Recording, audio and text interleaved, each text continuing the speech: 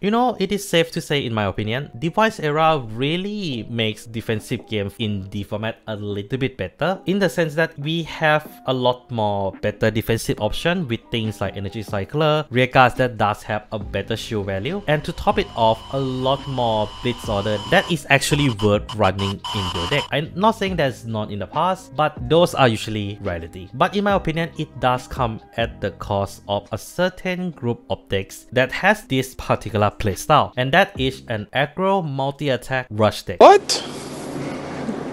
Bro, what are you talking about, man? Okay, some of you might be wondering, isn't almost every deck in the format can do multi-attack? Well, I'm talking about decks like Magnolia, Flagbird, Begalo Nozuji, and the deck that is in the discussion today, Haseritt. You know, those kind of deck that can do a lot of tiny attacks, or having an easy way to get additional attacks to essentially raise hand as much as possible early game to make things harder for you to either set up or defend in the later part of the game. I feel those decks start to see less relevancy due to them having those kind of playstyle. But does Haseritt's support actually improve the performance of her deck? That is exactly what I'm gonna be talking about today. To put it simply and to summarize it as short as possible, Haseritt suffers from having a very low number to attack in general because of her gimmick of returning rearguard back to deck to turn it into additional hand size. And yes, you can do some shenanigans with it to get even more hand size or not sending those units back to the bottom of the deck, but it does come at a cost of soul, a resource that she uses a lot but doesn't really have a good way to replenish it consistently. Over the time, Haseritt did receive some of the support that does fix this issue, but those support either doesn't really give enough power to really make those small attacks that she does actually relevant, or they have such an awkward activation cost or requirement that kind of makes the deck a little bit harder to play. And most important of all, the deck has relatively poor trigger to normal unit ratio in the deck because of all the returns, and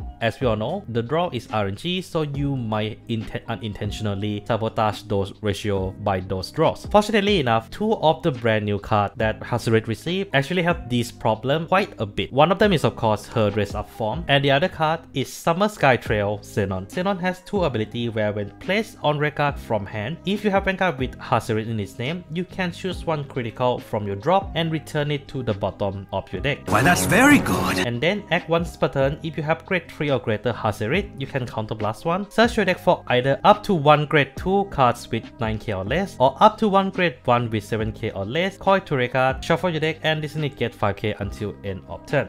Yes, I like that. Okay, so some of you might be thinking, what does Xenon actually do? Well, it fixes exactly the problem I mentioned earlier, and that is the problem with the consistent draw and the fact that you're returning normal unit back to deck often. Xenon fixed both issues by not only sending critical from your drop back to deck, allowing Haseritt to guard a little bit more aggressively, but she also helps you to superior call those normal units from your deck, allowing you to more or less doesn't over disturb your trigger ratio by that much. In fact, thanks to Xenon, Haseritt actually has a much better chance of criting more often. But to be fair, it is well needed with how relatively easy most of the Haseritt attack to be blocked. But it is still not good enough!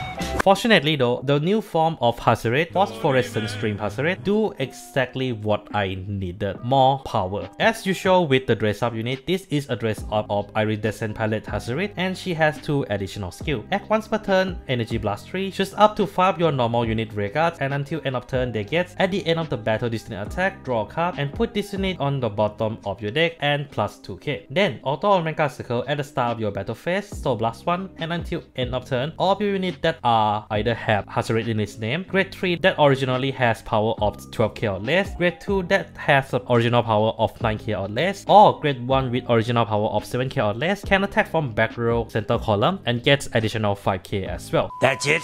Okay, I'm not gonna lie, this is a really hard dress up unit to talk about, as I'm pretty sure this is at least 15 times I'm re-recording this part of the video. Are you fucking dumb?